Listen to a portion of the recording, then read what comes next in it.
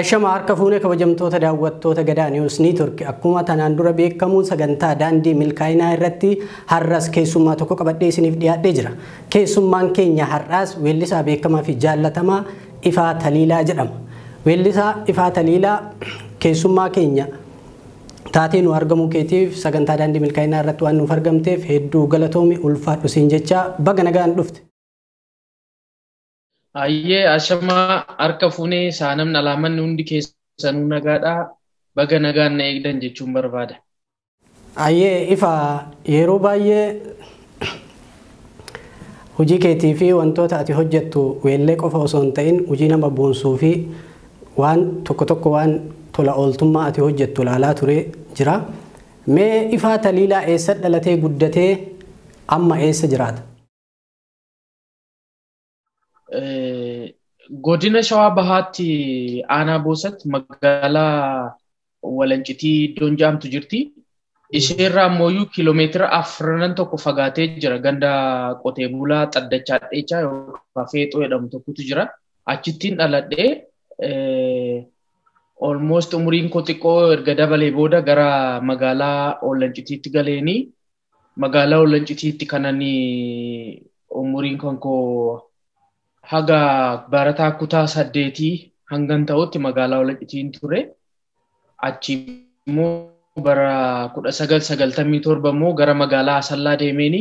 Asallaan ture kanaafuu Ifaan magaalaa Walancitiittis magaalaa Asallaatittis guddate jechuun ni danda'ama jechuudha. Ifaan aguma kutaa 8 qofa barate?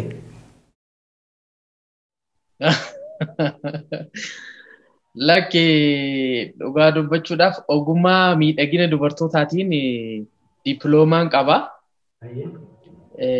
Isaanan giraajuweet godhee ta'uu ba'ee hanga ammaattis isumaanan hojjechaa jira. Ogummaa miidhagina dubartootaa kanaan diploomaan qaba jechuudha. Ayyee bareeda. Ifaan akkamiin gara aartiitti dhufe garuu?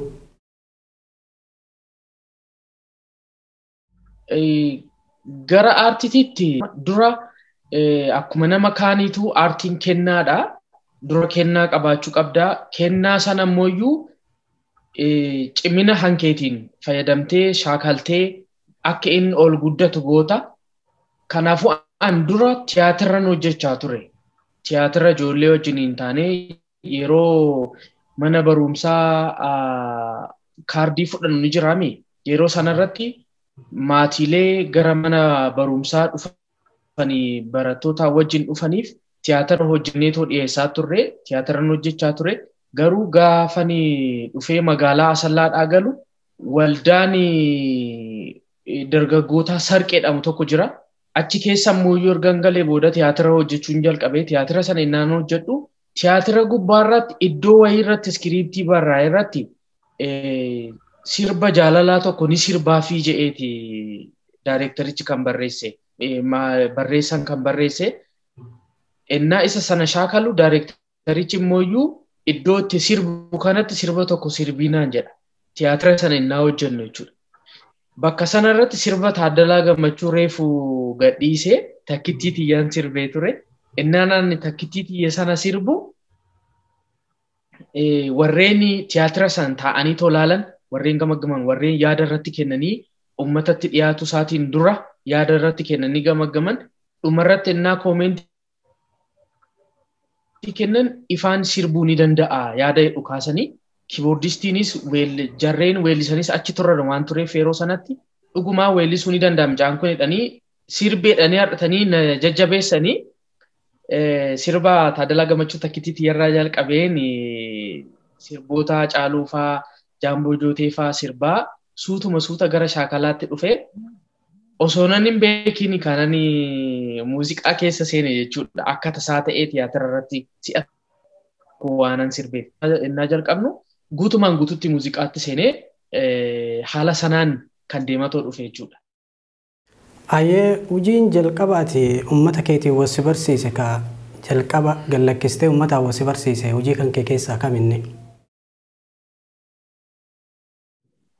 Akka carraa ta'ee sirba haadhaa tokko hojjedheen ture harmeen koo maaf duutii kan jedhu. Inni suni baay'ee dhagaamne garuu namoota keessattuu warra harmeen isaanii lubbuudhaan hin jirree fi sirba baay'ee ergaa cimaa qabudha. Sirba baay'ee namatti ulfaatudha. Isatti aanee immoo asumaan fuuldurumatti akka ajaa'ibaa ta'e immoo akka carraa ta'e si amma weellisaa fi gaazexeessaa Kadir Said ana fuuldura teessee intarviina godhaa jirta. Sirba koo sirriitti uummata bira naa gahee fi uummanni sirriitti ittiin na bare sirba koo ofiin sobiin jettu sanaadha.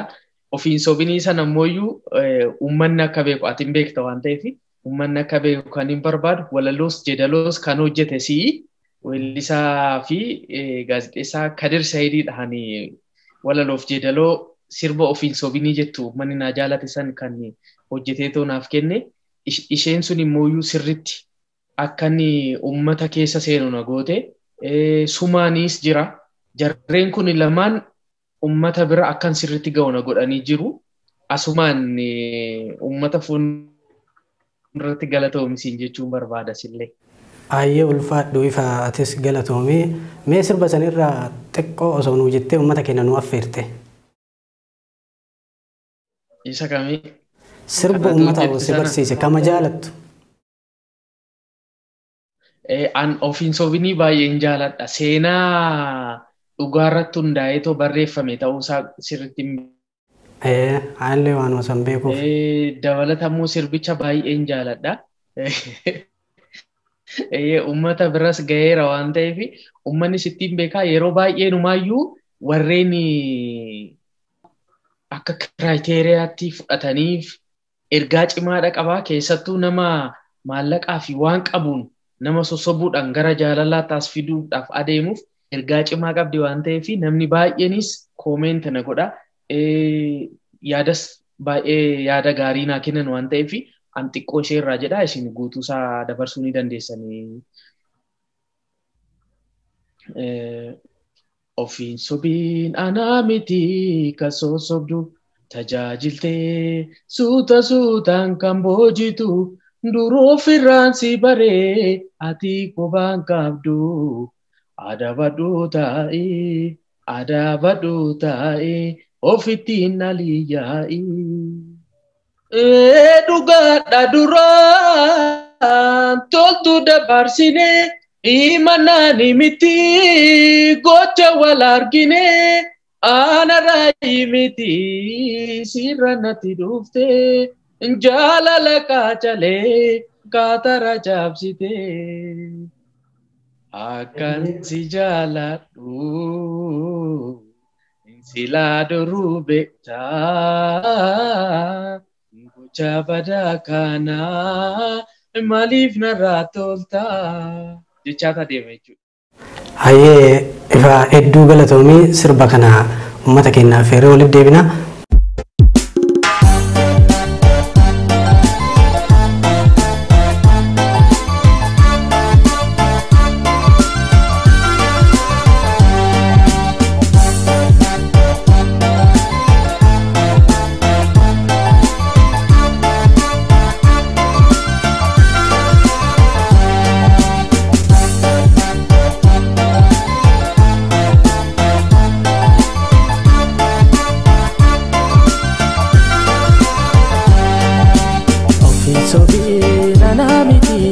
sosobu tajajite suta suta kabojitu turofira sibare ati kubangatu adabatu tae ofitina liyai ofisobi nanamiti kasosobu tajajite suta suta kabojitu turofira sibare ati kubangatu adabatu tae ofitina liyai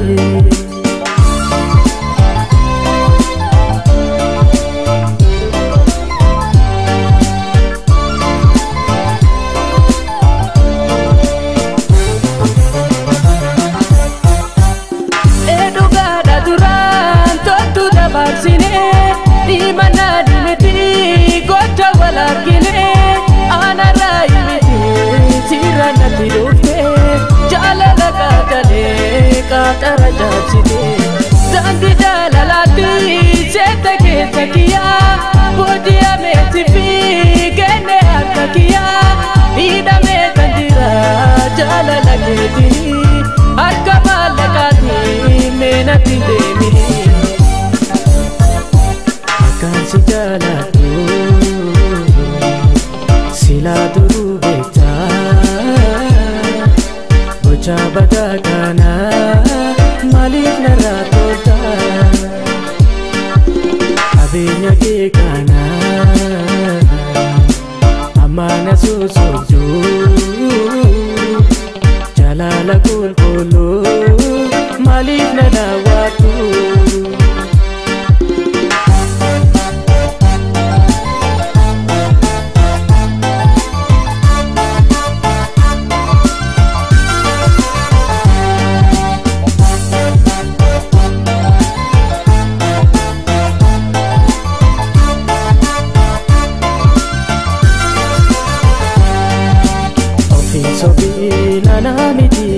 sosoku tajajite suta kabojitu turofira sibare ati kubangatu adabatu tae ofitina liyai ofisobi nanamiti kasosoku tajajite suta kabojitu turofira sibare ati kubangatu adabatu tae ofitina liyai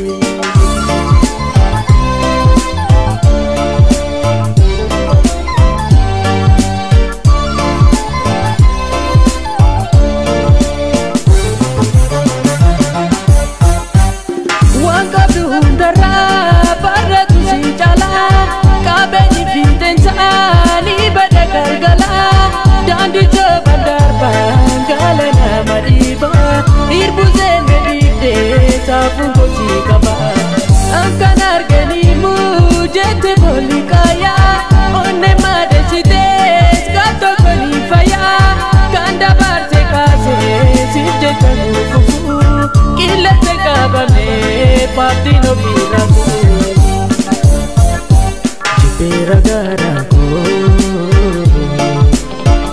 congorsa jalala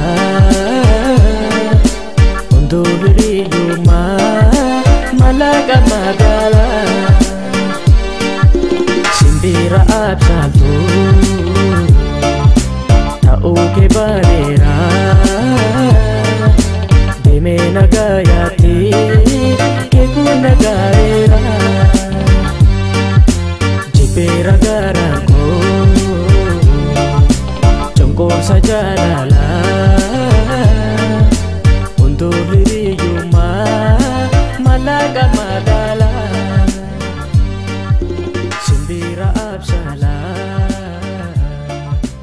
ta'u Mee ati ifaan maatii keessaniif ijoollee meeqa faadha?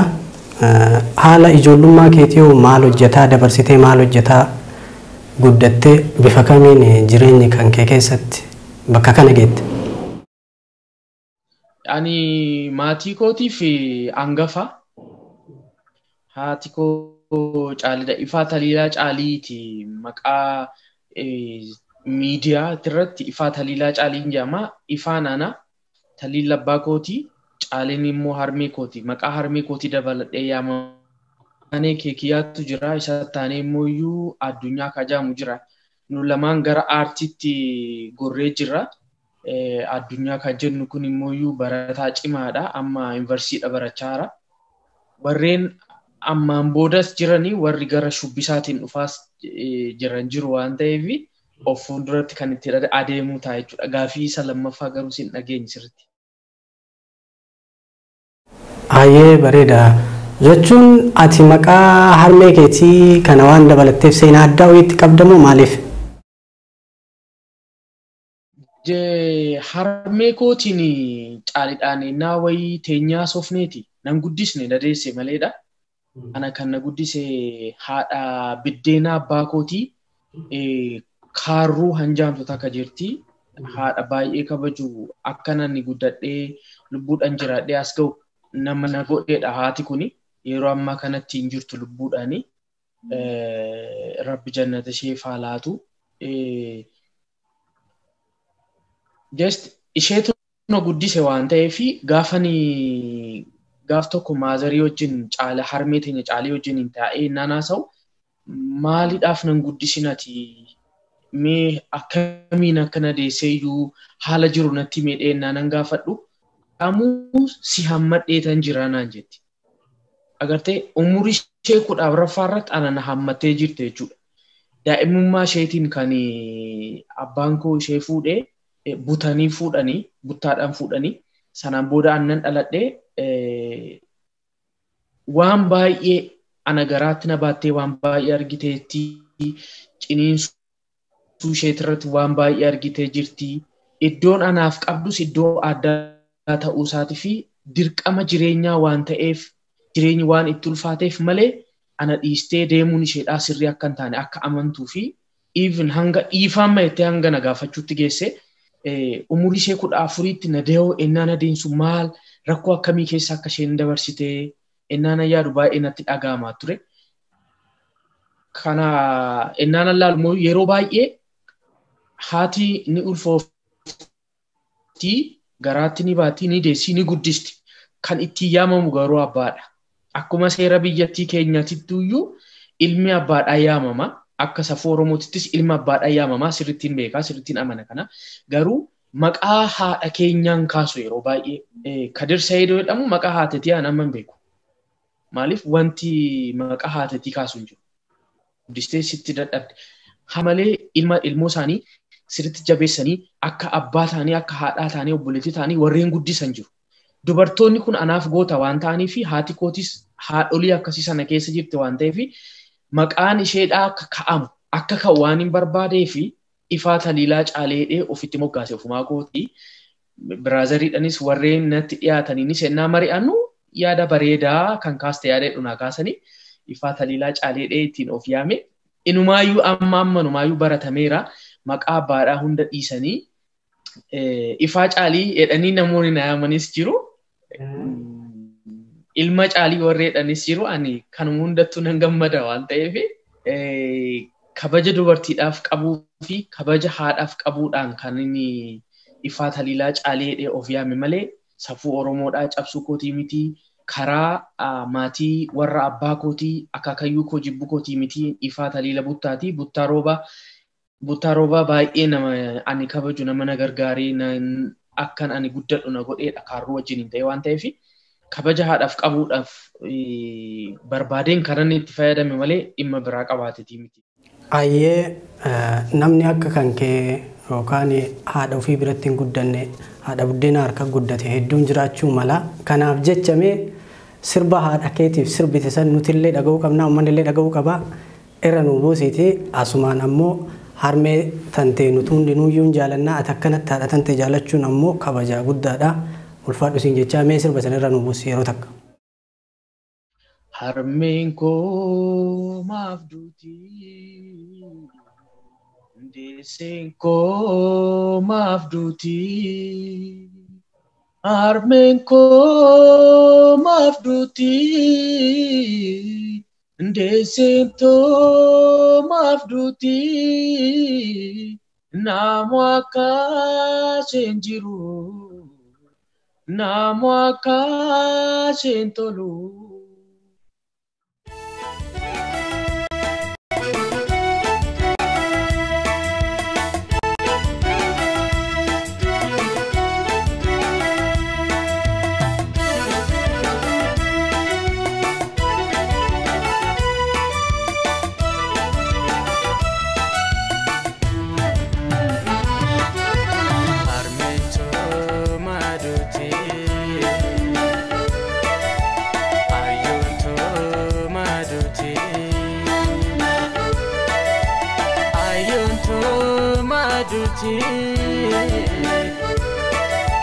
Harmento mabduti namu akka isheen tolu namni akka isheen jiru namu akka isheen tolu namni akka isheen jiru.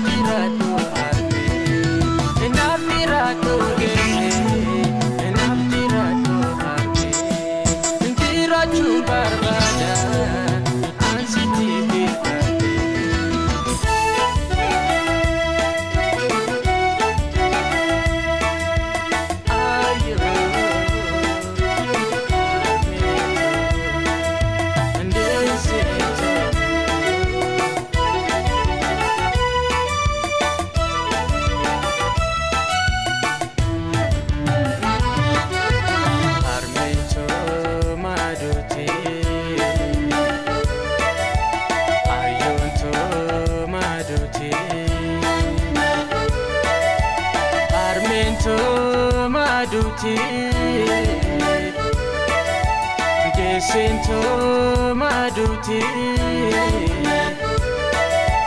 namni akka isheen jiru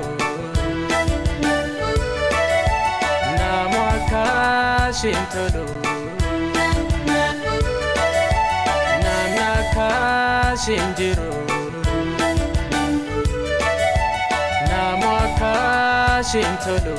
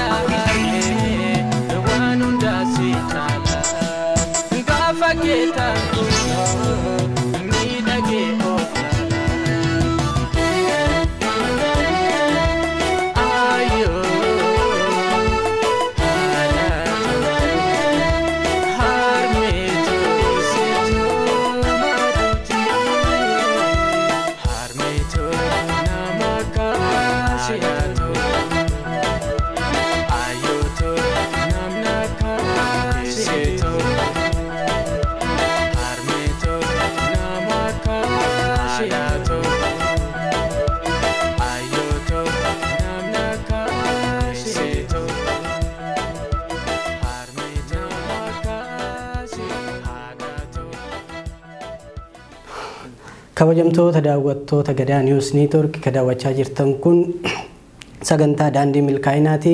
Sagantaan keenya akkuma itti fufee jira marii artistii beekamaa fi jaallatamaa Ifaa Taliilaa wajjin godhaa jirrudha. Ifaamee jechuun ati yeroo baay'ee waan tokko lamaanii miti aartii qofa hin hojjettu. Isa lammataa immoo hojii biraa mana miidhagina dubartootaa illee ni hojjetta. Wanti kun haga aartii keessa seente weellisaa taatee waan akka namaaf hojjetta jedhee namni qeeqa sirra kaasee hin beeku. Sirriitti jira wanti kuni keessattuu warreen sirba kootiin miidiyaa irratti na beekan saaloonni akkan qabu namoonni beekanii na jajjabeessuudhaaf dhufan jiru. Nama lamatu jira jechuudha. Maamila lamaan qaba jechuudha. Dhaqnee micaa kana biratti hojjetamnee ittiin gargaaraa jedhanii namni kun jajjabeessu.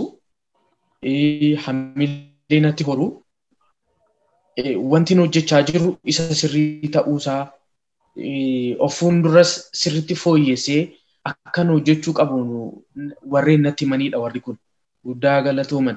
Warreen isaan lammaffaan immoo mana miidhaginaa ta'uusaa qofa baranii laalanii warreen rifeensa isaanii hojjetamuudhaaf dhufan jiru. Warreen kun akka carraa ta'ee miidiyaa irratti sirba kootiin beeku yookaan immoo bilbila isaanii keessaa sirba koo qaban na beeku waan ta'aniif ennaa ol seenan ni rifatu inni dura. Sana booda isa moo isaa miti yookaan wal gaafatu yookaan warra na wajjin hojjetan hojjettoota na wajjin hojjetan gaafatu yookaan immoo bilbila isaanii bananii dhokatanii achi garagalanii sirba kiyya bananii sirba laalanii ana laalu. Ana ta'uu ennaa baranii. Fakkeenyaaf ennaa saaloonii keessatti hojjennu hojjettoonni jiru kan na wajjin hojjetanii dhiqatanii maramanii kaaksii seenanii ennaa kaaksii dhaabaan natti dhufu istaayilii isaan barbaadan sanaan hojjedha jechuudha. Iddoo sanatti wanti guddaan kan uumamu tokko lakki nan tuqinaadhaa isin nan tuqinaadhaa jedhu. Maaliif yoo jedhe lakkaan namoonni isin kabajuudhaa nama guddaadhaa. Isaan naaf hojjetan yaada jedhu kaasu haasofnee amansiisee hojicha nan hojjedha yookaan immoo na didaniitan warreen na wajjin hojjetan kan biraatti fida isaan ni hojjetu. Achirratti waa lama naa kaasu tokko lakki ati yoo sirbitu malee yeroo rifeensa hojjettu arguun barbaadu warri jedhan jiru. Inni yaadni biraa immoo maadha erga haasofnee wal amansiisne booda fakkeenyaaf hojjetamanii ennaa isaan kafalan maallaqa sana walirra buusanii istiidiyoo dhaqee sirba isaan laalanii itti ana dinqisiifatan sana akkan itti hojjedhe ennaan inni timu jabaadhu kanas jabeessedhu yookaan immoo lakki kana dhiisii muuziqaa sana qofa hojjedhu yaada jedhu naa kaasan. Yeroo baay'ee na mudata wanta akkasiiti. Ani garuu hojiin xinnaateef guddateedhaaf miti. Hojiin ati hojjettu kamuyyuu maatii kee muufachiifne taanan ummata kan kee muufachiisne taanan safuu ummataa hin cabsine taanan hojjettee maallaqa argatu sanaan akka harka namaa laallisi godhuu dandeenyan hojiin hojiidha. Hojiin kabaja. Kanaafuu ani ittiin hojjedheetoo maallaqa ittiin argadhu sanaan akkan hin rakkane na godheera waan ta'eef jireenya koo kaleessa isa gadi bu'aa sana isa rakkinaan guutame sana keessa akkan ba'u waan na godheef hojii kiyya baay'een kabajeen sirriitti cimseen guddisuudhaaf iyyuu hanga yaadutti tattaaffachaatoo deema waan ta'eef baay'ee kabajeen hojjedha hojicha kan koo. Garuu uummanni kabaja naaf qabuun iddoo naaf qabuun waan barbaade jechuu ni danda'a jechuun barbaada. Baay'ee bareedaa jechuun yeroo barattee barumsa xumurtu ogummaa biraatiin illee yookaan barsiisummaa waan amma biyya keenya baratame narsingii waan akkanaa kanneen filannoo kana akkamitti gama kana waan kana yaada kana filattee gama kana maallaqa akka argattu beektee hojii kanas seente moo hojii dhabdee jennaanumaan hojii kana eegalte jalqaba akkamiin eegalte? Ka dhiiraati miti hojii nati eegalte hin beektan ka durbaati waan ta'eef bara osoo ka dhiiraa eegalte agana gaafisitti hin baay'isu ture. Osoo saaloona dhiiraa eegaltee agana gaafis ittiin baay'isu ture ati filannoon kan kee maaliif ka dubartii qofa irratti ta'edha? Sirriidha. Kutaa 9 ta'ee murteesse baay'isee. Barumsa fixee waan an hojjedhu dhabee maafa waan kana an hojjedhu dheetii miti kana yaade.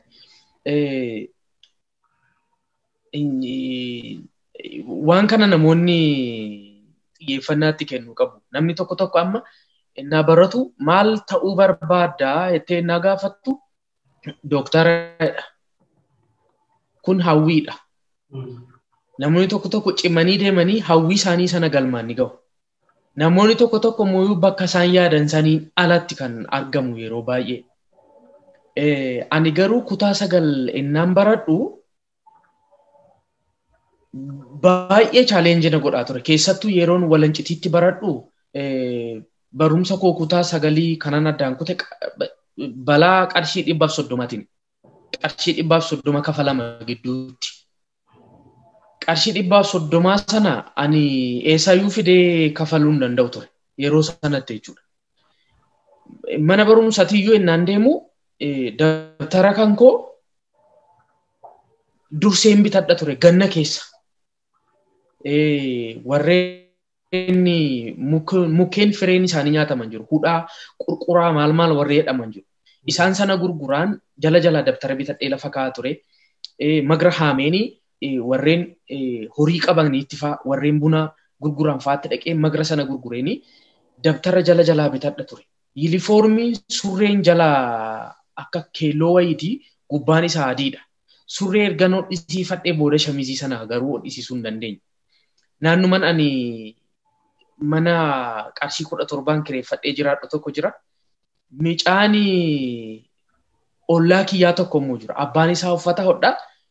Yilifoormii kana isaanumatti hodhaaf waan ta'eef innaa mana barumsaa seenee innaa bahu balbala irratti eegeen yilifoormii sana shamizii isaa baasee naa kenna ture.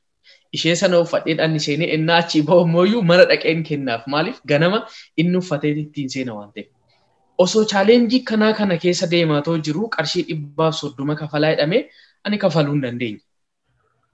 Barataan hundi kafalee barataan guutuun erga kafalee booda maallaqa guutuu gasha waan ta'eef kan kiyya waan hin kafalamniif gaaf tokko dhufee har'annaan ifa maallaqa kafaluu hin dandeenye boru akka kutaa kanatti hin deebine naan jedhe. Bakka yeroo gaarii isiniif haa ta'uu barattoonnis jabaadha jedheen balbaluma bahee deemeen. Barumsa koo addaan hin kute jechuudha. Waggaa 3 ergan addaan kutee booda magaalaa Asallaatti garuu mana barumsa Cilaaloo Taraaraa jedhamu jira. Achi galeeni barumsa koo innaan jalqabuuni innaan barumsa fixe maaliin hojjedha maaliin godhuu qaba innaan jedhu taa'ee yaade waa 3 filadhe. Tokko ogummaa miidhaginaa ka dubartii. Lammaffaa irratti hoteelii turizim yookiin immoo nyaata qopheessuu sheef ta'uu jechuudha. Sadaffaa irratti immoo elektirooniksii warreen moobaayilii teeppii maal kana suphanni jiruumi. Jara kana 3 filadheen kaa'e. Innaan kana murteessu garuu qabxiin dhufuus baatu jara kanan baradhee murteesse. Maatirikee innaan fudhadhu dhufe. Garuu ani gara piriippii deemee galmaa'eetu mana barumsaa seenee barachuutti adeemu. Maaliin godhe? Dokumentii koo baaseenii mana barumsaa Balaataa'oo magaalaa Asallaatti qajeelanii nan galmaa'ee sadeenuu naa kennaman. Ogummaa miidhaginaatiin garuu tokkoffaa irratti naa kenname. Sana booda barsiistuu bira dhaqee innaanan isheedhaan mariisisu ogummaa kana keessa warri dhiiraa sirriitti barbaadamu. Kafaltii mindaan isaaniittis adda. Kan ofiitis yoo banatan ittiin hojjetanii maallaqa ittiin argatu, ittiin of gargaaru, ittiin of tajaajilu yaadadhu naa kaasanii na amansiisan nan murteesse nan baradhe leevil 2dhaan hin bahe Balaataa'oo magaalaa Asallaatirraa. Qabxii olaanaadhaan hin bahe innaan achi bahu hojiin jalqabee gara waggaa tokkoof wayii magaalaa Asallaa irratti ergan hojjedhe booda garuu magaalaa Adaamaan gale. Magaalaa Adaamaa hin galu garuu barsiisaan ta'e. Ogummaa miidhagina kanaan barsiisaa ta'e hanga muraasa ergan barsiise booda isa dhaabeenii saalooniitti deebi'ee saaloonirra hojjechaanii suuta gara saaloonii kan kootiitti as dhufuudhaaf adeeme. ogummicha kutaa sagaleen nan baradhu murteessa jechuudha barachuu. Ayyee bareedaa seenaa kan kee kanarraa namni waan tokko ni barata jedhee yaada. Mee ifaan dargaggooreef lafa dhufaa jiru aartii keessatti illee bu'aa bahii hedduu keessa dabartee weellee tokkoof ummata biraan ga'uuf iyyuu bu'aa bahii hagam haga qabu ni beekna waliinuu. Bu'aa bahii kana hunda keessa dabartee hojii aartii kanallee galmaan gahaa ammas deebitee cinatti hojii dhuunfaa kan kee hojjetaatiin ummata kan kee waan sirraa eegamu qooda kan kee ba'aa jirta. Aartiin ummata Oromoo akka ati yaaddutti akka weellisaa Oromoo tokkootti aartiin ummata Oromoo guddina barbaadamurra gaheera jettee yaaddaati?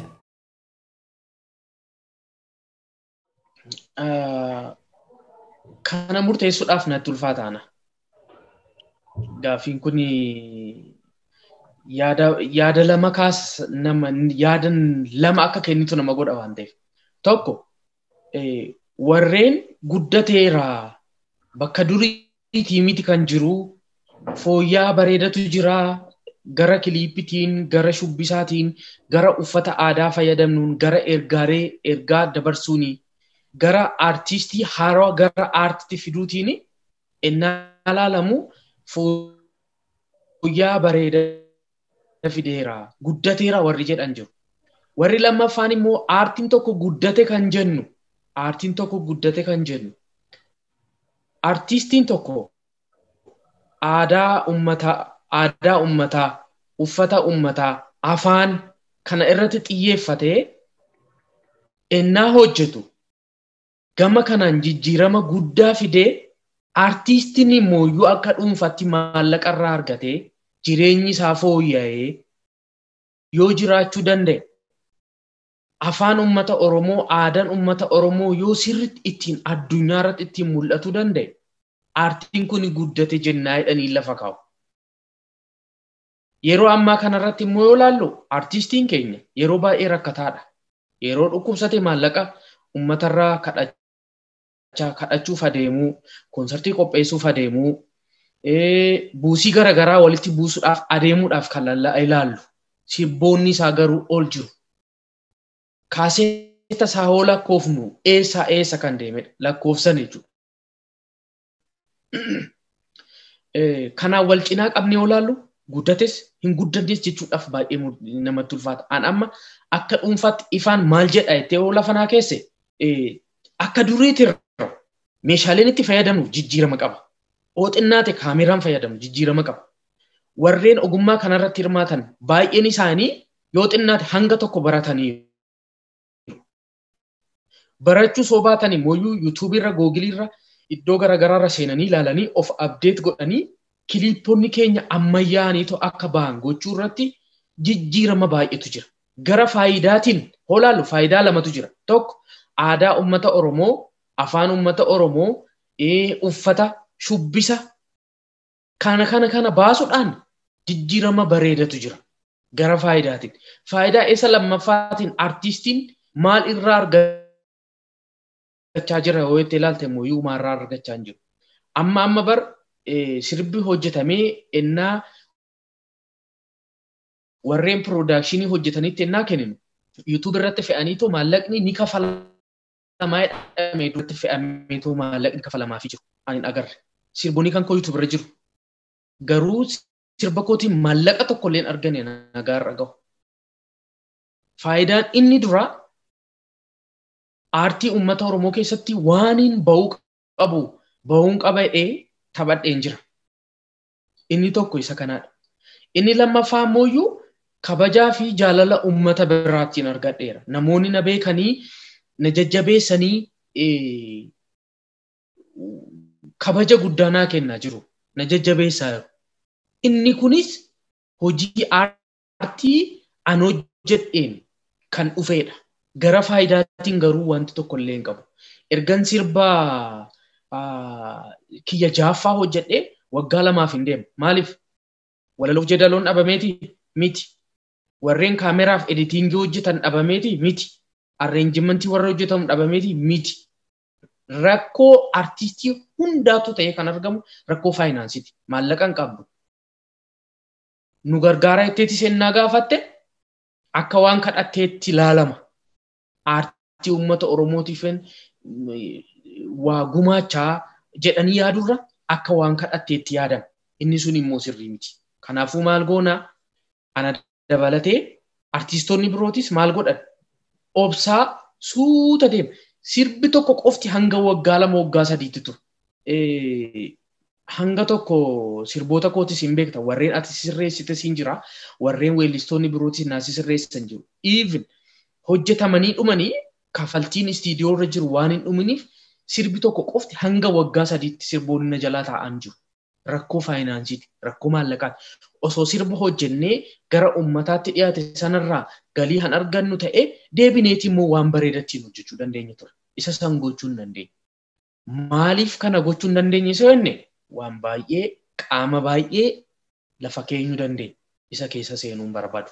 Garuu aartiin keenya bakka kaleedhaan jiru of fuulduras bakka arraatii fi bakka kaleechaanii ture jedhee yaadu. Of fuulduratti jijjiirama guddaatu dhufa jedhee waan yaadu jechuudha. Ayyee galatoomii wanni ani asirratti irra deebi'ee akka ati irra naaf deebitullee barbaadu tokko maasi fakkaate atamma hojii aartii osoo hojjettuyyuu hojii biraa dabalataan biratti hojjetta. Yoo hojiin aartii sun si harkaa laafee ati hojii dhuunfaa keetii qabda gara hojii keetiitti deebita. Kanaaf jecha namoonni biraallee osoo hojii tuffachuu baatanii weellistoonni biraas hojii tuffachuu baatanii hojii dabalataan hojii aartii kana biratti hojii biraallee uumanii hojjetanii bareeda jedhee yaada. Mee ati akka Ifaa Taliilaatti dhaamsa akkam qabda uummata Oromootiif? Namni baay'een koomentii ennaa kennitu fi hin jaalatu hin gammadan. Garuu nan dubbadha isa kana. Namni yoo hojjete ni argata, yoo argate ni kabajama. Artistiin keenya bar waan argateen waan muuziqaadhaanis haa ta'u waan argateen hojii biraa uumee yoo hojjechuu danda'e maallaqa ittiin argata, humna ittiin argata. Ta'uu baannaan abbaa fedhetu maallaqa xixiqqoodhaan gara barbaaduutti si fida. Fakkeenya tokko cidha wayii yookaan immoo eebba wayii yookaan immoo konsertii wayiitiif si bilbilama. Meeqa si kafalluu hojii kanaatu jira jedhan. 50,000 jetta, 100,000 jetta. Lakki 20,000 si kafallaa jedhan. Ati immoo iyyuu 5,000 rakkatteerta. 5,000 iyyuu hin qabdu 5,000 dhabdee rakkatteerta. Hogatii si gaafatan 100,000 jetteerta. Isaan immoo 20,000 siin jedhaniiru. Ati immoo 5,000 iyyuu dhabdee rakkatteerta. Akkamiin diduu dandeessa nama kana? Carraan itti didduu iyyuu hin qabdu. Carraan itti aartii keenya faltan maleen hojjedhu gatii isaa itti ol kaafachuu danda'u iyyuu hin jiru. Istiidiyoo irrattis deemee yeroo tokko tokko sirba masiinqoo fi saaksii barbaachisu osoo akka barbaachisus beeku sirbichi sun ni ba'a. Maaliif? Waan saaksii fi masiinqoo san ittiin gashu waan hin qabneef. Agartee weellisaan keenya hojii dabalataa hojjechuudha qaba. Tokko isa kana yeroo maastar pilaanii maal jaameetoo yeroon muddamaa maal ja'anii sochiin tokkollee akkan adeemsifamne godhame tokko jira. Yeroo sanatti artistiin keenya baay'ee tokko rakkate ture. Baay'ee tokko. Yeroo sanatti garuu an ogummaa miidhagina kanaan hojjechaa jira waan ta'eef waan biraa yaattiin godhuu baadhu malee kiraa manaa koo kafalachuu irra. Kana hojii biraa hojjetanii tokkoffaa humna godhatu, humna maallaqaa godhatu. Maallaqa hooqa argatan immoo maal godhu? Hojii haarawaa yeroo wajjin deeman wayitaawaa wanti ta'an dafanii hojjetanii uummata biraan ga'uudhaafis humna ittiin godhatu. Maqaa isaanii weellistoonni tokko jiru. Ganni ennaa ga'u gara baadiyyaa deemanii warreen lafa qotan jiru. Warreen kana baay'een isaan dinqisiifadhaan jabeessuu qabu. inni qotatu innaa sa'aan qonnaa ga'u gara baadiyyaa deemanii qonna qotatanii ji'a 2 ji'a 3 badanii har'atanii deebanii dhufu. Yeroo midhaan ga'u garuu midhaan dhaatanii maal jaanii ittiin of jiraachisan. Warreen immoo mana rifeensaa maal baranii Finfinnee keessatti amma warreen hojjetan beekan artistoota keenya.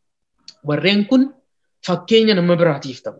Ana rifeensa hojjetaa maalii hojjetaa isa osoo hin ta'in anarraa ana akka fakkeenyaatti fudhatanii osoo hojii biraatti galanii hojjechuu danda'an natti tola.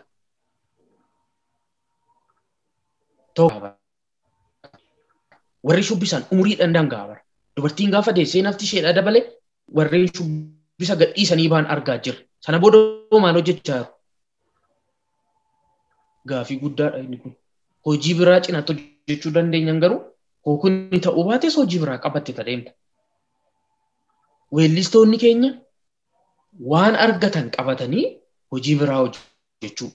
Irra caalaan keenya immoo yubee duubni keenya oduu qoratame ijoollee qotee bulaati. Warri keenya lafa qaba hooxinnaati. Gallee lafa sana qotachaa odoof gargaaruu dandeenya. Magaalaa keessattis hojiilee osoo hin tuffatiin duratti siin jedheera. Waan safuu uummataan cabsini, waan uummatan gaddisiifne, waan maatii kee hiriyoota kee gaddisiifne maaf hojii kanaa hojjetta jedhanii hatuun hojii dheetteetti seenta taananii hin ta'u bara. Maatii kee muufachiisa, hiriyoota kee muufachiisa, uummata kee muufachiisa. Inni kun hin ta'u. Erga waan akkasii hin ta'in hojjettee galii irraa argattee ittiin of dandeessee harka namaa akka hin laalle si gochuu dandeenyan hojiidha. Aartii qofa maayikii qofateen.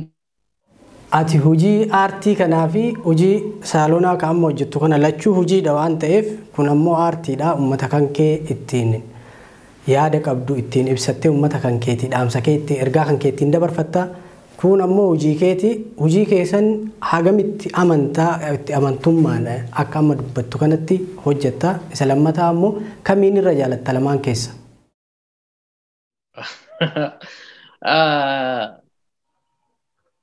Dhugaa dubbachuudhaaf an hojii kooti baay'een boona. Baay'een isa kabajaa. Baay'een jaaladhas. Baalaataa hawaasallaa ta'een nan ba'u leeviltuudhaan hin bahe. Waggaa 3 ergan hojjedhee booda garuu guddisuun qabadheen asii Adaaman jiraadhaan amma Adaamaadha Bishooftutti deddeebi'ee level 2-3 barachuudhaan gara diippiloomaatti ol fideen jira. Sanuuyyuu kan galgala asii deemee qabadhee bulaa. Karaan qarshii 20 ittiin deeme qarshii 100 deebi'ee ta'u gara Adaamaa galaa ol guddatu godhe. Ammas innaan hojjedhu baay'een gammadaan. Ganama hojii seenee zaa 12 seenee galgala sa'aatii 4-5tti sa'aanitti ba'u jira. Bariisaa garuu mooraalii haarawaan si'aayina haarawaan na argitaan akka kalee dadhabee too hojjedhee galli sanaanii miti. Baay'ee waanan jaaladhuuf baay'ee waanan kabajuuf xiyyeeffannaa adda ta'e itti kenneeti kanan hojjedhu. Kam jaalatta? Lachuuyyuu nan jaaladha. Lachuuyyuu baay'een kabaja. Moo dirqama keessaa filadhuudha. La keessaa filadhu hin jenne garuu jechuun osoo amma guyyaa ati boru nama cidha godhatu wayiitu jira saaloona kan keessanitti nama san situuyyuu rifeensa naa hojjeta siin jette waa hunda sii kafalanii guyyaa sana immoo guyyaa sana irratti koonsartii ajaa'ibaa wayii qabda yoo ta'e lamaan keessaa kamiin deemtame? Waadaa nan kabajaane. Lachuu waadaa seenteertaa sa'aatiin isaa tokko ka? Lachuu lamaami amma muuziqaa fi ogummaa miidhaginaati. Abbaan ogummaa miidhaginaa dura dhufee na dubbise taanaan kan ogummaa miidhaginaa sanan qabadhe deema.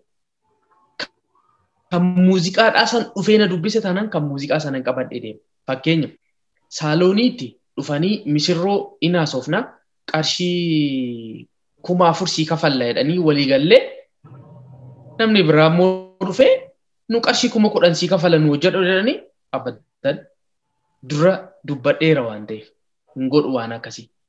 Haga danda'ametti garuu kanas hojjedhee sanis hojjechuudhaaf ni yaala. Ogguma dura na dubbisanii ittiin seenan waan akkasiisan. Muuziqaa fi ogummaa miidhaginaa kana iddoo tokkotti walirratti hin fudhadhu. ogummaa miidhaginaa kanaan misirroorraa waa fudhadhee qabdii maal kana fudhadhee isaan ergan dubbise booda dhufanii muuziqaa maal lakki hojiin qabaan jaa sa'aa sanii walirra buunan xiqqoo achi dheeratee rakkoon qabu hojichi koonsartichi kan jalqabu sa'aatii 8tti ati sa'aa 10tti soo dhufte rakkoon qabu jedhan garuu nan hojjedha. Filannoo akkasii isaan siin kennanii waa hundaafiyyuu iddoo galatoomii mee sirba tokko irra nuu buusi jidduudhaan sirba jaalattu keessa. Sirban jaaladhu. Oromummaa ishee ni jaalle eenyummaa ishee fiduuti aadaa ishee guddisuuf oliif gadi kaatti sabboontuun Oromoo. Sabboontuun Oromoo isheen yommuu kooti afaan ishee miidhagaa oguu shinaa sooftu Oromummaa isheetiin yogguu itti boontu baay'een ishee jaalle daran jaalatamtu. Anaaf ulagaan koo ulagaan jaalala bifaa fi bareedinaa hundumaayyuu caala akkaan ishee jaallu kana godhee keessa Oromummaa isheeti hankanumaan ibsa sabboontu Oromoo jaalalee tofaayaa.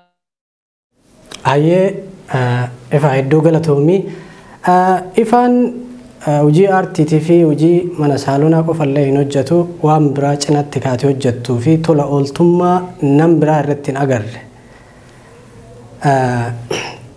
Kaati uummata rakkate karaarraa kaastee waldaa gargaarsa ifaa taliilaa jettee banatte tokko jira. Mee waan kanatti maaltu si kakaasee akkamiin waan kanas seente ifaan? Akka carraa ta'ee ani haadhaaf abbaa jaalala haadhaaf abbaa malee guddadhe kana guddise kaarruudha siin jedheen jira duratti dabalatammuuyyuu akaakayyuu kooti kana guddise buttaa roobaa jedhama.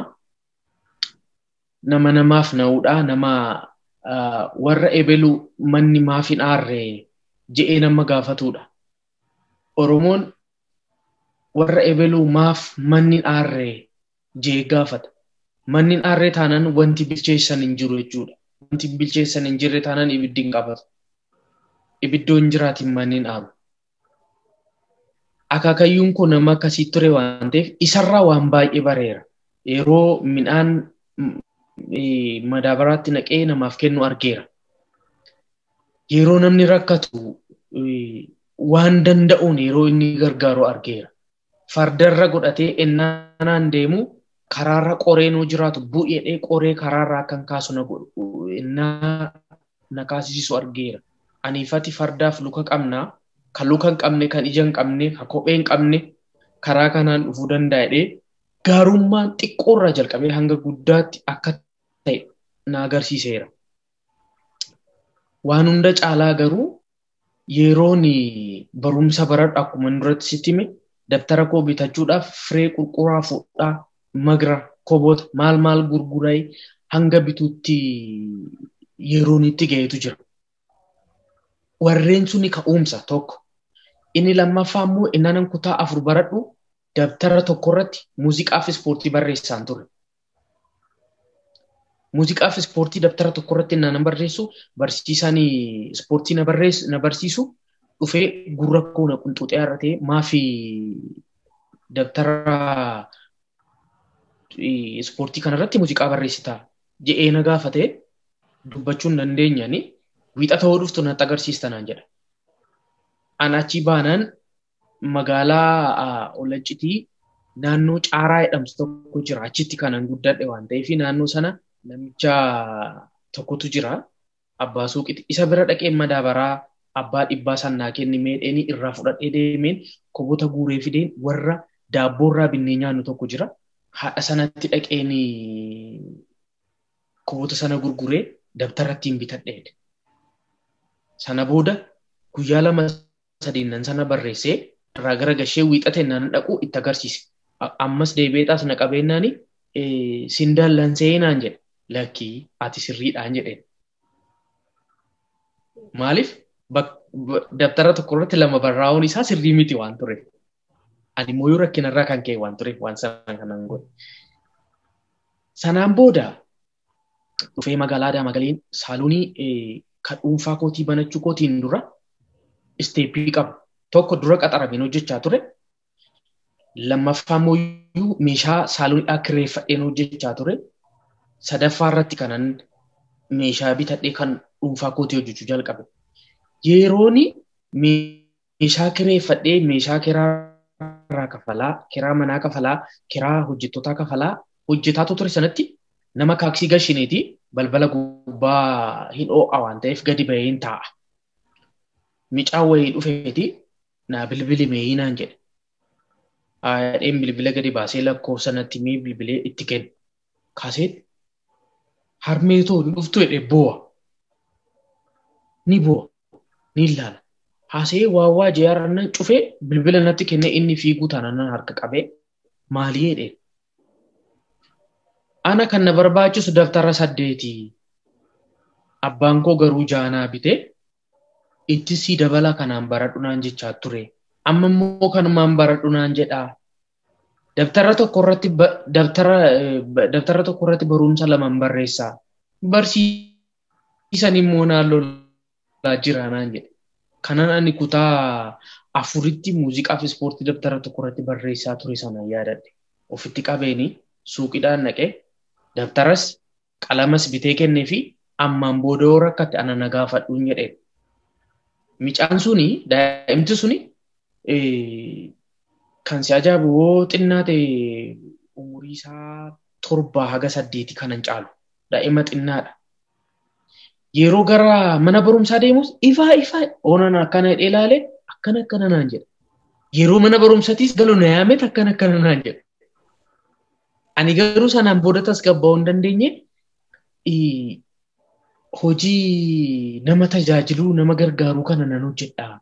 Akkan ani rakkadhiseet namoonni rakkatan jiru waan ta'aniif daa'imman kana gargaaruun qaba jedhee yaada. Yoomiidhaa garuu wanti kun jedhee yaadaa ture. Humaan qabu, maallaqan qabu, humnan qabu, maalidhaan waan kana hojjechuu danda'ee taa'ee yaada. Hin guutu. Amma namni hundumtuyyuu osoon qabaadhe isin gargaara ture. Osoon qabaadhe akka kan kee kanatti namoota gargaara ture. Ja'anii yaada kaasu. Ifaan maal qaba? Humaan qabu baradha. Manan qabu. Konkolaataan qabu. Maallaqan qabu. Garuu fayyaa qaba. Ummata qaba. Beekamtii muuziqaadhaan dhufte tana qaba. Isa sanatti fayyadameen riqicha of godheen. Ani riqicha amma. Humaan qabu baay'isee. Dhugaan dubbadhaa. Saalooniin hojjedhu suni kiraa mana konkoo keessa jiraadhu sana kafalee waanan nyaadhu na danda'a. Garuu nama biraatiif akka kun amma ijoollee barsiisu kan gargaaruu fi kan gargaaramu walitti fida. Daftara naa bitaan ja'anii daftara naa bitu ani ijoollee fileen ijoolleedhaa deebisee kenna. Riqichan ta'ee jechuudha. Taa'ee yaadanii ennaa sana maal akka godhe beektaa? Sirba koo shaggooyyee bahimeedhu tokko agarte taanaan kiliippii isaa hojjechuudhaaf ijoollee kiroogiraafii hojjettu waliin hunda dubbadhee kiliippii hojjechuuf deemna ture. Yeroo sana kiliippiidhaa fi 8,000 ni gaa'ee ramadee lafa kaa'ee ture. Yaada koo jijjiirradheen ijoollee 10 selleekti godhee meeshaalee barnootaa bitee ijoollee 10 jalqabe dura. Waggaa 7 har'a. Waggaa 7 guuteera nama. Waggaa 7 irraa ijoollee 10 nan jalqabe. Barana waggaa 7ffaadha. Amma yeroon amma sitti haasa'u kanatti ijoollee 105 qaba. Meeshaalee barnootaa guutee kanan barsiisu. Ijoollee 105. Ijoollee 105 kana keessa ijoolleen 75 magaalaa Adaamaa jiru meeshaalee barnootaa fudhataniiru. Koovidiin deemee haalli biyya keessa jiru tasgabbaa'ee barumsi jalqabamnaan barumsa jalqabu. Ijoolleen 30 wawwee immoo magaalaa Olancitii jiru isaanii immoo dhiyootti ni kennama. Walii galatti ijoollee 105 nan barsiisa. Manguddoonnis jiru warreen deeggarsa namarraa barbaadan. Isaan immoo 36tu jiru. Waldaan gargaarsa ifaa yeroo ammaa kanatti daa'imman 105 ni barsiisa. Meeshaalee barnootaa guutee ni barsiisa. Manguddoota 36 ammoo waan isaan barbaachisu. Waan kun mana keessatti fayyadaman ni jiraami. Zayita, sukkaara, waan nyaatamuu danda'u. Waan kana. Warreen waan irra ciisan hin qabne immoo firaashii binnee waan halkan uffatan immoo warreen hin qabne dhugaa dubbachuudhaaf innaa ol baatu gadi irraa fatatanan rakkoodha. Innaa gadi buutu ol ba'uu kan kee hin jibbita. Jiraachuusaa kan beelaatoo jiru jiraachuusaa yaadachuu hin dandeenye taanaan rakkoodha. Maaliif? Seenaa namoota lamaa tokko sii kaasame.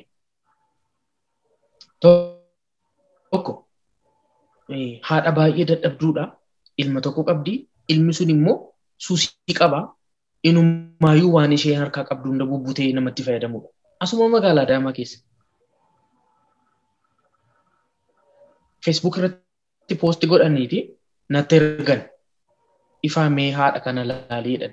Ka'ee naanan mana isaanii dhaqu nan boo'e. Uffata halkan uffatanii miti waan irra ciisan hin qabane. Uffata isaanii akka firaashii kanatti walirra kaaniiti. Uffata haphii takka uffatanii uffatuma isaan kaawwatan gubbaarra ciisan. Baay'een boo'e. Maaliif seeti? Yeroon kutaa 9 baradhu, yeroon kutaa 8 baradhu, abbaan koo kaappoortii guddaa tokko qaba. Isa naa kennee ture.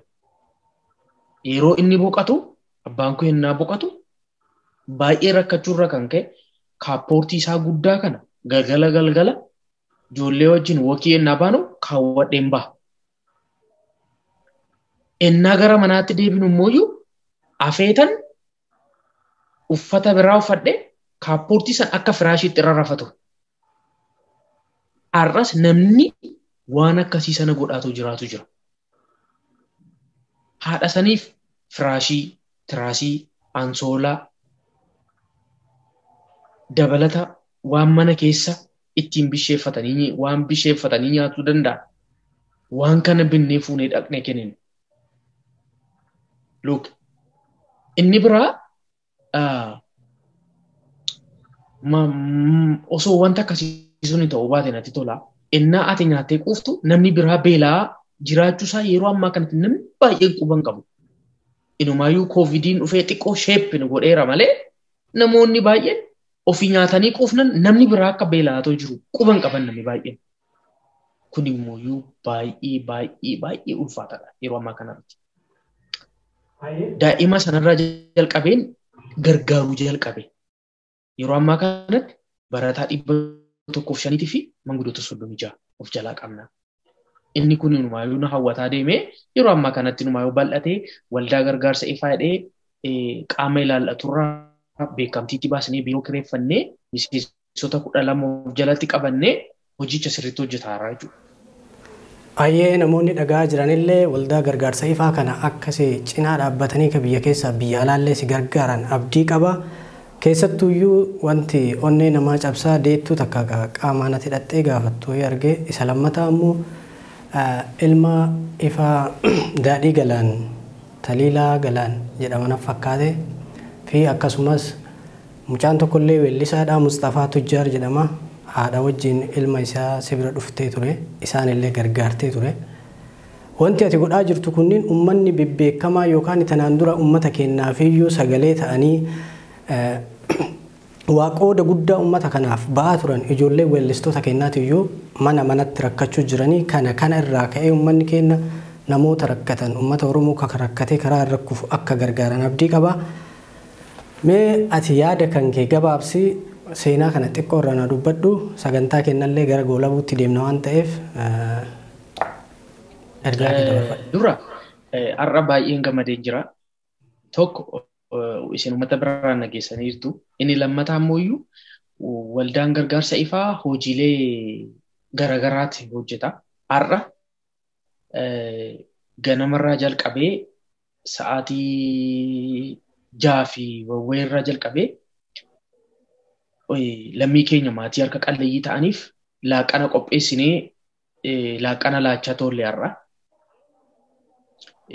Nama 60 karoorfannee baaneeti. Anis nyaadheera waan ta'eef ana dabalatee nama 104tu laaqana nyaate har'a. Baay'een gammade. Namootatu na gargaara isa kanas. Obboleettii keenya. Masgiidaa foo ture iyyuu na fakkaate wanti suni laalee ture. Sirriidha. Deeggarsa kana akkan godhu kan na gargaarte obboleettii keenya Ameerikaa jiraatti Waaliyaa Abdulkarim jedhamti guddaa galatoomi.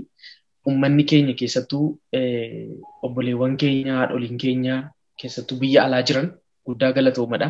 Isintu na gargaaree akka waan kana hojjechaatu itti fufuna godheera. Ammallee sagantaa laaqanaa irbaata namootaaf laatuudhaaf itti adeemnu kana kan itti fufnu ta'a. Akkuma Waaliyaa kana hundi keessanuu osoo nu qunnamtanii nu gargaaruu dandeessanitti tola. Nu argachuudhaaf haala lama qofaan fayyadamuu gaadha. Waldaa gargaarsa ifaatii fi waldaa wal gargaarsa ifa lachuu feesbuukiin keenya natu hoogganaa natu irratti namoota qunnama argata waan ta'eef na qunnamtanii nama dinqisiifattanii nama lubbuudhaan hin jirre kan isin jaalattanii maqaa namoota kanaatiin sagantaa laaqanaa qopheessinee namoota laatuu ni dandeenya. Kana hojjechuudhaaf immoo baay'ee salphaadha. Odoo akka Waaliyaa Abdulkarim nama addaati anaa fi waggaa tokkoo fi wawwayiif ji'a ji'aan mindaa isheedhaa argatturra ji'a ji'aan innaa tokkonumaa ani guyyaa isaa irraafadhee check your account ettee hunda miseejii naa barreessaa maallaqa nu gargaaraa jirti waan ta'eef osoo namni 5 haga nama 10 $50 haga $10 qofaayyuu nu erguu danda'ame namoota kana gargaaruu ni dandeenya hin jaa. Uummanni baruun barbaada. Akka muuxannootti akka fudhatu akkanarraa baruu sultan akkana muuxannootti akkanarraa fudhatan hin barbaada. Nu hojii amma hojjetaa jiru kana xiiqiidhaan hin hojjechaa jira. Lammiin biraa sabni biraa akkuma wal gargaaru walirratti cimsee wal cinaa dhaabbatu kana uummanni Oromoo akkana gargaaruun barbaada. Ani nama uumaa hin qabneedha. Garuu akkan gargaaru yoo isin na gargaartan ani sirriitti gara fuulduraatti deemuu nan danda'a jechuun barbaada. Gara gaafii na gaafattitti naan deebi'u ilma weellisaa Daadhii Galaanii fi Keeraaj Huseen. Jarreen kun lachuuyyuu uummata Oromoo biratti ilmaan qabsaa'otaati. Ilma Daadhii Galaan waggaa dabree kutaa 9tti barumsa isaa addaan kuteeti kanan argadhe ani dura foon argadhu. Sanaan booda eessa akka jiru barbaadeeni barumsa akka deebi'u godhe. Barreen gaddaa Bishooftuu mana barumsa naaf yaadii fi akka biiroo keenyatti xalayaa barreessee gasheenii isaanis nan qaaneessinee guddaa galatoomanii kaffaltiin ala bilisaan akka barumsa isaa baratu naaf godhaniiru. Kutaa 9 baratee barana almost kutaa 10 amma kutaa 10 barachaa jira. Barreen gaddaa meeshaalee barnootaa kennuudhaan walaleessaa lataa qanaa waliinis ta'uudhaan Facebook irratti gadhiisnee namoonnis akka maallaqaan isa gargaaran gochaa turre. Baranas meeshaalee barnootaaf isa barbaachisu waan hundaa guunnee kennineeti jirra. Innis biyya gargaaree jira.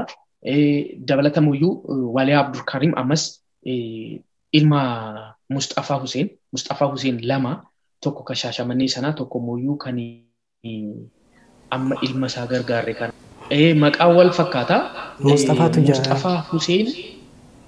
Mustafaa Huseen kan keekiyyaan sirbeessan namiti kan biraati. Kun Mustafaa Tujjaar jedhama. Weellisaa kana mucaa amma sirriidha. Diddaa gabummaa mormii akka Oromiyaatti ka'e sanarratti osoo mormuu dhukaasa irratti banameen akka boqoteedha kanan odeeffannoo argadhe. Ani garuu haadha isaatiin beeka waan ta'eef just waan rakkatuuf meeshaalee barnootaa guunnee osoo baratee yaadeen isa sana goone waan xinnoodha. Kaayyoon jarreen kana lamaanuu gargaaru tokko ittiin of dhaadheessuu fi miti uummanni kiyya hubatu qaba isa kana. Jarri kun jiraachuusaa namni baay'een hunumaayyuu Weellisaa Daadhii Galaan akka ilma qabuun beekan ture. Ergan ani gargaaree ergan ani gara miidiyaatti isa fidee booda garuuyyuu beekanii akkaawuntii isaa fudhachuudhaan maallaqa erguudhaan bilbilanii yaada kennuudhaan micaa kana jabeessaa jiru. Sirba Weellisaa Daadhii Galaan ni jaalannaa ittiin dheechisnee quuqama nu keessa jirus ittiin baasnee ittiin gamman achitti dhaabbatuu hin qabu. Namni kun maatii qaba, haadha qaba. Abbaan isaa dhiyoo kana boqatee ammas haati isaanii jiru. Namoonni haadha isaanii gargaaruudhaaf namoonni bilbila isaanii hundarraa fudhatan jiru. Gargaaruu qaba Oromoon ammas nama kana warra kana kan Keeraaji Mustafaa Huseen kanas haati jirti waan ani keessi koo boqonnaa argateera. Maaliif namoonni akka isaan gargaaruu danda'an godhuu waan hin dandeenye. Maaliif waan ani isaan gargaaruu danda'u ol isaan barbaachisa jara kana. Waldaan gargaarsa ifaa ammoo amantaadhaan sabaan lammiidhaan maayidhaan oduu addaan hin qoodin nama rakkate hunda gargaara waan ta'eef waan kana gooneera. Ijoolleen kun warreen 105 san keessaa iyyuu hin jirani kophaatti gargaaraman jarri kun. Akka uummanni jara kana baree isaan gargaaru gochuudhaaf. Warreen birootis jiru keessattuu intala Xayyibaa Maamar jedhamtu akka jirti. Guyyaa 5 dura namni wayii suuraa natti ergee Adaamaa hospitaala Adaamaa Fuulleetti karaa irratti deessee miidhaqii toolaalii jedhee natti bajaajii qabadhee dhaqee naannaan laalu baay'ee tokkoon gaddee. Ulfa ji'a ja'a osoo garaadhaa qabdu abbaa manaa isheetti intala cirooti. Ijoolleen ciroo keessattuu ijoolleen ciroo amma na hordofaa jirtan intala kana akka gargaartaniin barbaada karaa kootiin argachuu ni dandeessu ishee intala kana. Yeroo ammaa kana magaalaa Adaamaa naannoo hospitaala Hayilamaariyaam jedhamu sanatti ijoolleen konkolaataa dhiqan tokko konteenara keessatti iddoo kennanii fi waan irra raftuyyuu hin qabdu anatu firaashii fi ansoolaa maal kana boraatii kana fuudhee dhaqee geessee fi amma isarra jirti. Intalli kun gargaaramuu qabdi baay'ee nama garaa nama nyaattudha. Amma har'a dhaqeen tureyyuu namoota laaqana affeerre sanaaf isheedhaafis laaqana saaniitti qabadhee dhaqeen ture ishee bira. Innaan dhaqee dubbisu maal akkanaan jette beekta. Guyyaa 15 ilmi koo hanguutu boruutti garuu firiijii bakka keenyu dhabne bishaan haayilaandiidhaan guutameetoo jiru isheedhaaf jedhanii gadi baasanii maalumee nama si gargaaruu danda'u haala mijeessitoo meeshaalee kana asitti ol gashachuu qabna jedhanii ijoolleen kunis baay'ee tokko isaan galateeffadha. Maaliif iddoo sana gadhiisanii intalli kun akka achi keessa boqottu godhaniiru. Amma mooyyuu keraa manaa kireeffatamee intalli kun achi keessaa bahuu qabdi. Uummanni Oromoo gargaaruu qaba intala kana. Ji'oota 2 magaalaa Adaamaa hospitaala keessa teessoo gubbaarra ciistee guyyaan da'umsa isheetis ennaa ga'u firaashii iddoo hin jirretti madaabaraa gubbaarratti karaarratti kan deesse achi immoo ijoolleen kun ofitti qabdeeti kan gargaaratuu jiranii. Abbaa qofa qabdi. Abbaan immoo hojii hin qabu. Abbaan manaa ishee kan fuudhee jiraachisaa ture suusii garaagaraa keessa seenee ishiis ofirraa baaseera. Even da'uu isheetiyyuu quban qabu. Baay'ee tokko natti ulfaata inni kun namoonni seenaa akkasii qaban baay'eetu jiru. Waldaan gargaarsa ifaa humna hin qabu. Humni kiyya uummata.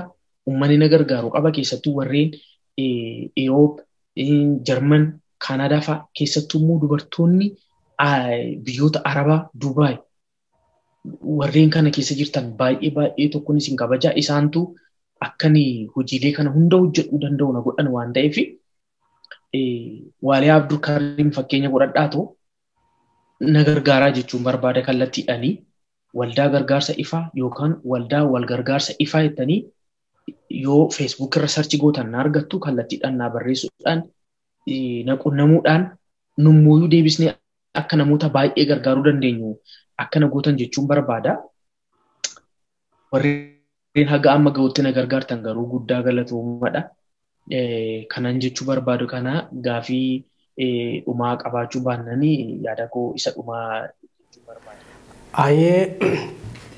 Hayyee yeroo kan kee aarsaa gootee sagantaa keenya daandii milkaa'inaa irratti waan nuuf argamteef maqaa miidiyaa kennaatiin hedduu si galateeffannaa ulfaadhuu galatoomi jenna. Wanti naafee jira yoo jettu jiraate dhaamsa kan kee dhaamachuu dandeettaa yeroo siif kenna. Kadir guddaa galatoomi ati anaaf nama addaati nama na jajjabeessaa turedha. Dabalatamooyyuu iddoo kanatti si arguutti baay'ee gammadaan weellisaa taateen si beeka. Asiinis dhuftee jabaadhu GNN irratti na affeertanii keessummaa na gootanii akkan uummata bira ga'u waan na gootaniif baay'ee tokkoon gammade guddaa galatoomadha. Namoonni muuxannoo qaban dhiyeessaa jirtu isaanirraa waan baay'ee barachaa jirra. Wantiin jechuu barbaadu uummanni walaa gargaaru duudhaa uummata Oromoodhaa akka ture sana deebi'uudha qaba. Namni wal cinaa dhaabbachuudha qaba. Warri biyya alaa jirtan waan biyya keessa jiru gargaarsa biyya keessa jiru gochuu warri barbaadan waldaa gargaarsa ifaa kana qunnamuudhaan anana qunnamuudhaan fedhiin keessan fedhiin nama gargaaruu keessan gara hojiitti kan jijjiiramu ni ta'adhee yaada.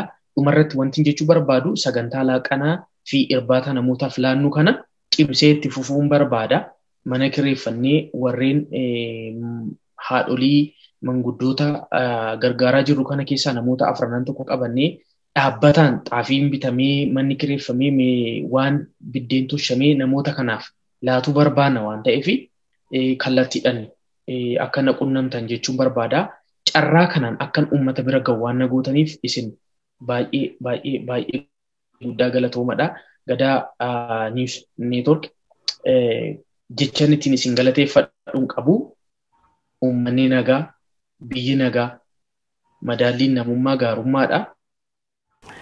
Hayyee kabajamtoota daawwattoota Gadaa News Network kan daawwachaa jirtan GNN irraa sagantaa daandii milkaa'inaa irratti gaafiif deebii aartist Ifaa Taliilaa wajjin gooneedha. Sagantaa keenya asuma irratti xumurraa hanga sagantaa biraatiin walitti deebinutti nagaan nuuf turaa isiniin jenna.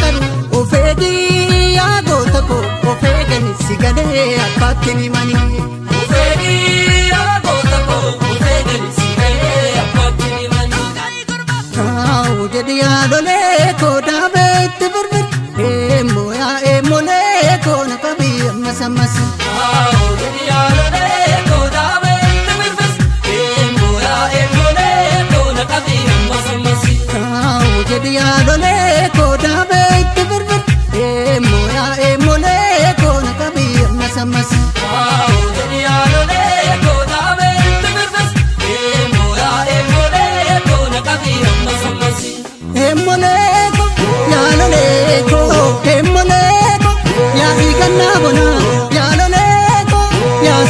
sareen